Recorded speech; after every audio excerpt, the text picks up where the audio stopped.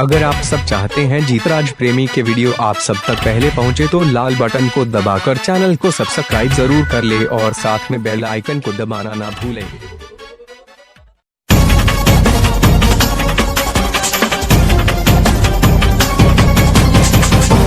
हो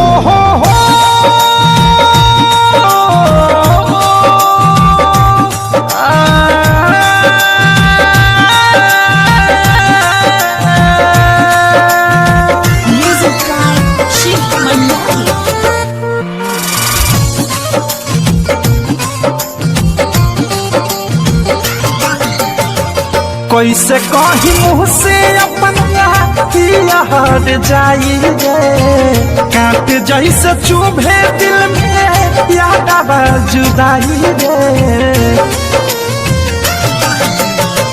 कैसे कही मुँह से अपना हट जाई रे, काट जैसे चुभे दिल में याद जुदाई रे। सीता में आग हमारा पगली लगाई रे, सीता में आग हमारा पगली लगाई रे।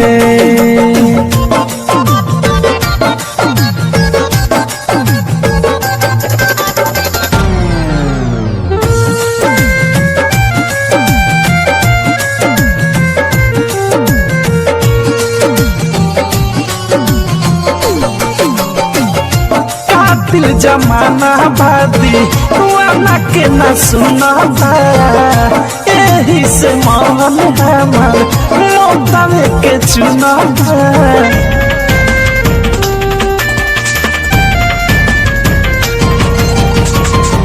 का दिल जमाना बाई दीवाना के न सुना यही से मन हमार मोतावे के चुना पागल पढ़े में पानी हो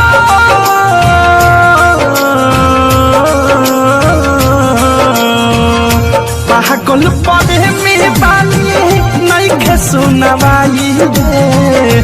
कहिया ले घूमे घूमे सुबह बहाई रे, सीता में आग हमारा पगली लगाई रे, सीता में आग हमारा पगली लगाई रे।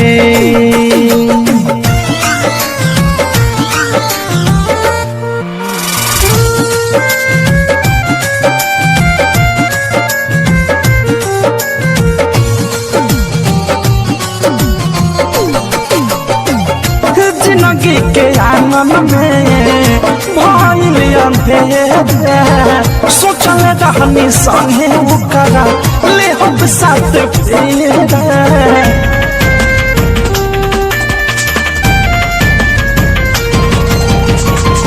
जिंदगी के आंगन में भइल अंधेरा, सोचल रहनी संगे ओकरा ले हम साथ फेरा।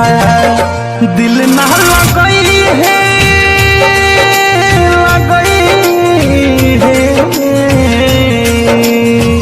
कहले मन मोही संगे हमसे अतीत भाई रे, दिहल अनुरागा प्रेमी के फसाई रे। सीता में आग हमारा पगली लगाई रे, सीता में आग हमारा पगली लगाई रे।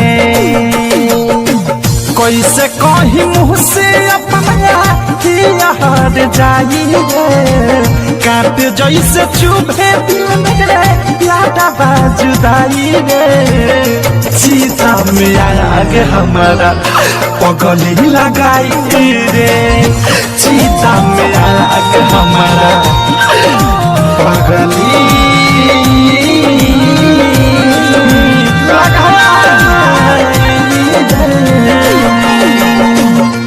अगर आप सब चाहते हैं जीतराज प्रेमी का नए वीडियो देखना चाहते हैं तो हमारी चैनल पर जाइए और नए वीडियो के मजा लीजिए और अच्छा लगे तो एक लाइक जरूर कीजिए और साथ में जितने भी दोस्त हैं सबको शेयर कीजिए।